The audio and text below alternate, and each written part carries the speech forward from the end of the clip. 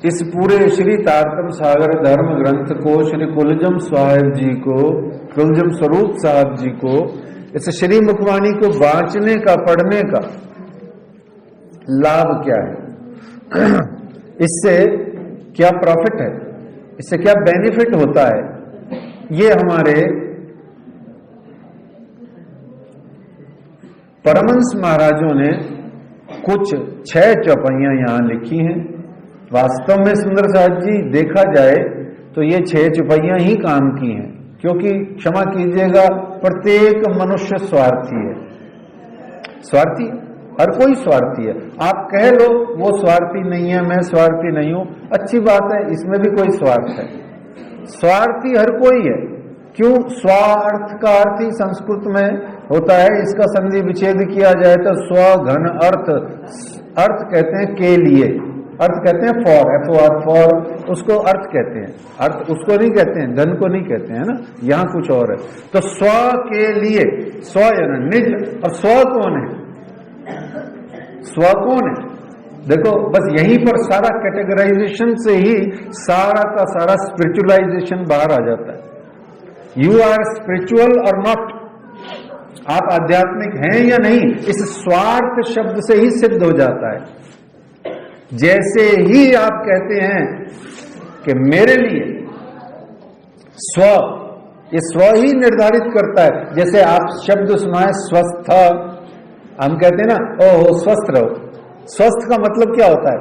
देखो, जो अब यहीं पर एक ही लाइन में इसको स्पष्ट करना है, और ग्रंथ प्रशस्ति ऐसे हृदय में जाएगी, आनंद ही आनंद आएगा। हम जैसे ही कहते हैं, अच्छा भैया, माता पिता को, गुरु को हमने प्रणाम किया और उन्होंने कहा स्वस्थ रहो, सुखी रहो, स्वस्थ रहो। और स्वस्थ का अर्थ क्या होता है? स्थ जो शब्द है, स्वस्थ में स्व घन स्थ, स्थ का अर्थ है स्थित रहना, टिके रहना, और स्व का अर्थ है वही जिसकी बात हो रही।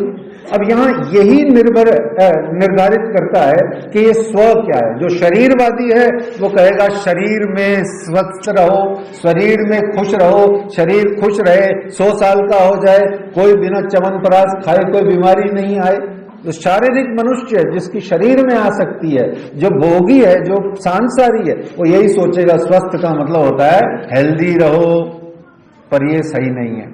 उनके लिए जो स्व को आत्मा समझते हैं, बहुत ध्यान से आनंद लेने की बात है, स्व को जो आत्मा समझते हैं वो कहते हैं नहीं, आत्मा ने शरीर धारण किया है, और वह आत्मा दिव्य परम धाम से जो धाम धनी अक्षरातीत ने भेजी है, वो आत्मा ने इस जगत में जो शरीर धारण किया है, उसको ये तारतम वाणी कह रही है, तू स्वार्थी है, तू स्वार्थी हो जा, तू स्वस्थ हो जा, अपने में स्थिर हो जा, अर्थात अपने स्वरूप में जाग जा, खुद जागृति को प्राप्त कर, यहां भी जग जा और वहां भी जग जा। ये है स्वार्थी का अर्थ। जो शरीरवादी है वो ये कहेगा हमारा शरीर अच्छा रहे, और इससे इन 6 चौपाइयों से हमें सारा संसार का सुख, समृद्धि, शांति और आनंद मंगल, जो भी कुछ भोग विलास सब संसार है वो मिल जाए। और जो आत्मा का प्रधान स्वार्थी मनुष्य है वो ये देखेगा कि मुझको मेरे राज्य का, परम धाम का, परमहंसों का सब भाव मिल जाए। आइए अब इस ग्रंथ प्रशस्ति में आप प्रवेश कीजिए, तब पता लगेगा कि परमहंसों ने 6 चौपाई लिखी क्यों। ये कोई बहुत साधारण घटना नहीं है। देखिए, आइए चलते हैं, बहुत ध्यान से, भाव से, प्रेम से एक एक शब्द को आनंद लेते हुए सुनिए। इससे आनंदमयी बात ही कोई और क्या होगी कि परमहंसों ने आपको निचोड़ निकाल के बताया कि क्या लाभ होगा आपको, आपकी आत्मा को, आपके परिवार को, आपके संसार को, आपके इस 14 लोक ब्रह्मांड। देखिए, सुनिए बड़े भाव से। ए वचनामृत ग्रंथ में जो खोजे चित लाए, हद बेहद पर धाम लो आत्म दृष्टि लखाए। उसकी आत्मा की दृष्टि परम धाम में लखाए, यानी कि चली जाएगी। लख है ना, अलख है, उसकी दृष्टि कहां चली जाएगी? परम धाम में। कैसे जाएगी? खिलवत ग्रंथ पढ़िए, शुरू की 14 चौपाई पढ़िए, खिलवत ग्रंथ की प्रारंभिक 14 चौपाई पढ़िए और पहली छोड़ दीजिए, बाकी की 2 से 13 तक पढ़िए, आपको पता लगेगा कि आत्मा दिव्य परम धाम में परात्म को देखती है और रोती बिलकती है, ऐसा खेल दिखाया। अब उसको पढ़िए। आत्मा तो इस जगत में जग गई है, पर परात्म सो रही है। आत्मा परात्म को और परम धाम को देख करके बिलख रही है। वो है वो 13 चौपाइयां, पढ़ के देखिए। इसी को वो कह रहे हैं कि पूरी वाणी पढ़िए, आपकी दृष्टि, आत्मा की दृष्टि आपकी परात्म से जुड़ जाएगी। और जब परात्म से आपकी दृष्टि जुड़ जाएगी तो राज्य कह रहे हैं इसका अर्थ ये होता है कि तुम्हारी आत्मा इस जगत में पूर्ण रूपे में जाग जाएगी। अब और जागनी कुछ नहीं है आपकी। तो कहते हैं ए वचनामृत ग्रंथ में जो खोजे चित लाए, हद बेहद पर धाम लो आत्म दृष्टि लखाए। आत्मा की दृष्टि वहां चली जाएगी। फिर कहते हैं ए वचनामृत ग्रंथ को जो करे नित्य विचार। विचार के बाद में एक और चार है, अपना सरसों के तेल वाला अचार नहीं है ना, अचार नहीं, आचार। आचार विचार के बाद में निश्चित जानिए आचार आएगा।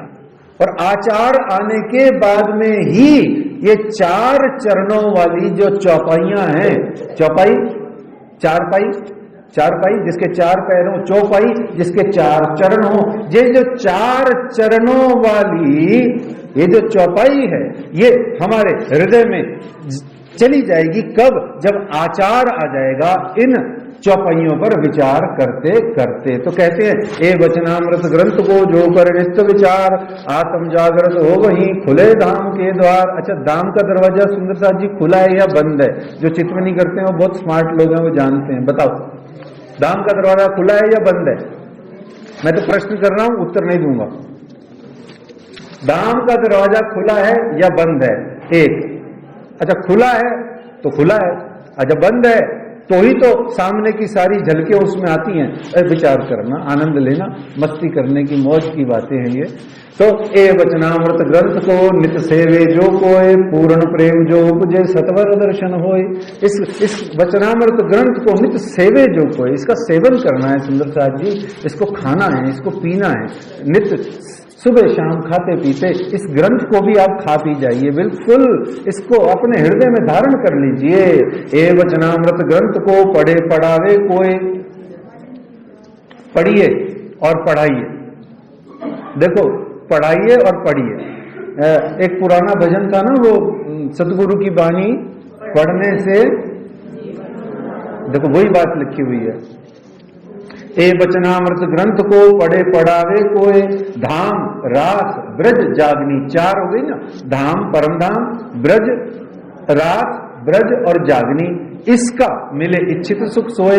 चारों ही स्थान में सुरता से आपकी जो है आनंद मंगल चलता रहेगा। आपका ध्यान परम धाम में, कभी रास में, कभी ब्रज में, कभी जागनी के ब्रह्मांड में, नौतनपुरी में, कभी जागनी के ब्रह्मांड में, श्री 5 पद्मावतीपुरी धाम में आपका ध्यान रहेगा। ए वचनामृत ग्रंथ को जो करे नित्य पाठ, इसका पाठ कीजिए, उंगली फेर के मत कीजिए, उंगली मत फेरिए, इससे बेटर है कि थोड़ा सा पढ़ लीजिए। एक आवृत्ति इस पारायण की, भले ही आपकी 2.5 साल में हो, 3 साल में हो, पर जो भी कुछ पढ़ो अपनी इस बुद्धि जो राज्य ने आपको दी है, इस बुद्धि के आधार पर प्रत्येक चौपाई को समझ समझ के पढ़ो। धनी बानी में कहते हैं तुम समझ के संगत कीजो। जो समझ लेता है वही है। समझ के समझने से ही सारा काम बताया गया है। तो इसलिए ए वचनामृत ग्रंथ को जो करे नित्य पाठ, ऐरण्य से युगल स्वरूप सो खेले 7 घाट। वो 7 घाट दिव्य परम धाम के जो है वो खेलेगा इस जगत में रहते हुए। फिर कहते हैं 6ठी चौपाई में, ए वचनामृत ग्रंथ को सेवे 8 याम। 8 याम यानी 8 जाम। 8 जाम मैंने हिंदी में बोले तो अष्ट प्रहर। अष्ट प्रहर मतलब 3-3 घंटे, 24 घंटे में 8 हो गए, 8 3 24। 8 याम अष्ट प्रहर 64 घड़ी, पल पल प्रतिपल, घड़ी घड़ी, खिन खिन, इसको जो अपने हृदय में धारण करता है और इसको पढ़ता है, चिंतन करता है, मनन करता है, पारायण करता है, शिक्षण है, प्रशिक्षण है, यानी कि प्रणामी बने हो तो गौरव किस बात का है? आप प्रणामी बन गए तो गौरव किस बात का है? सिर्फ दंभ मत भरिए अपने अंदर के हम ऊंचे हैं, हम बड़े हैं, हमारा ये, हमारा वो, हमारा यूं, ये सब दंभ है। आप बड़े सिर्फ इसलिए हो क्योंकि श्री तारतम वाणी आपको उपलब्ध है, एक उपलब्ध है। दूसरा, आप निजी रूप से बड़े अगर होना चाहते हो या कोई आपको समझे, अच्छा ना समझे, आप खुद में ही ऐसा भाव हृदय में लाना चाहते हो कि मैं बड़ा सा लगने लगूं, है खुद को आनंद मंगल आए कि मैं बड़ा हूं, तो भैया ये तारतम वाणी की 2,500-3,000 चौपाइयां अंदर डालो।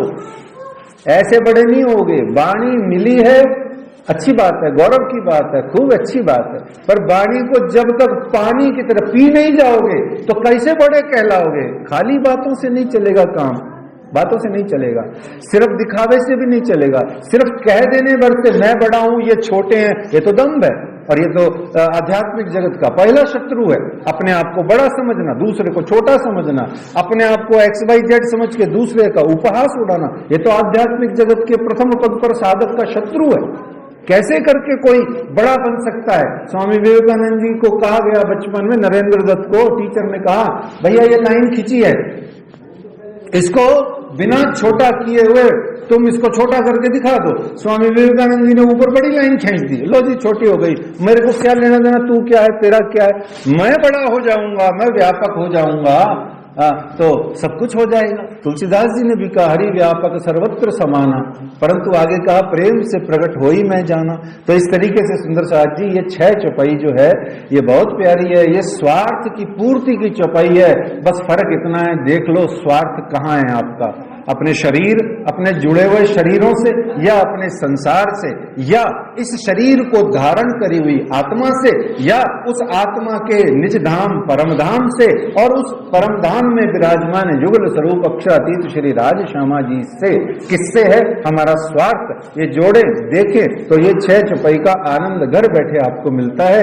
ए वचनामृत ग्रंथ को जो सेवे 8 जाम, उन सब सुंदर साथ को करूं दंडवत प्रणाम, ये सुंदर साथ करे प्रणाम। प्रणामी समाज में अब किसी के भाव होते हैं, प्रणामी जगत में दास नहीं होता, दास नहीं चलता, हमारे यहाँ कोई दास ही नहीं है। ये तो इस जगत के अंदर में यहाँ पर कोई बड़ा है, कोई छोटा है, कोई ये है, कोई गुरु है, कोई शिष्य है, परम धाम में सब समान है। तो इस तरीके से सुंदर साथ जी जयकारा लगाएंगे, 5 बार तारतम पढ़ेंगे और श्री राज्य महाराज का आह्वान करेंगे। उनके चरणों में श्री 5 पद्मावतीपुरी धाम श्री गुम्बट जी मंदिर में जहां पिया प्राणनाथ साक्षात विराजमान है, उनके चरणों में कठेड़े पे सिर रख करके ये प्रार्थना करेंगे, हे धाम के धनी अक्षरातीत आप आए।